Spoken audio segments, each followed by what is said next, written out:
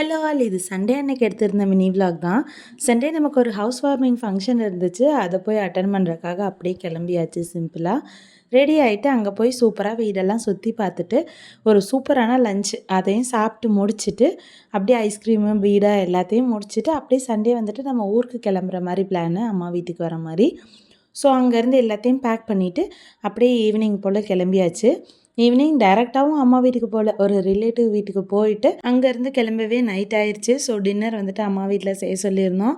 டின்னருக்கு சுட சுட இட்லி, பருப்பு சாம்பார், அதுக்கப்புறமா தக்காளி சட்னி, தேங்காய் சட்னி, பருப்பு வடை அண்டு தேங்காய் உடச்ச கோதுமைலாம் போட்டு கோதுமை பாயசம் வச்சுருந்தாங்க.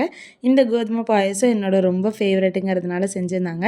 வீட்டுக்கு வந்து ஃபேமிலியோடு எல்லோரும் ரிலாக்ஸ் ஆகி நல்லா டைம் ஸ்பெண்ட் பண்ணிவிட்டு பொறுமையாக சாப்பிட்டுட்டு அப்படியே அவங்கெல்லாம் ஊருக்கு கிளம்பிட்டாங்க. நான் மட்டும் அம்மா வீட்டில் வந்துட்டு ஸ்டே பண்ணியிருக்கேன். அடுத்தடுத்த வீடியோவில் நம்ம குட்டி தோட்டத்தையுமே பார்க்கலாம். அது வரைக்கும் ஸ்டே டியூன்.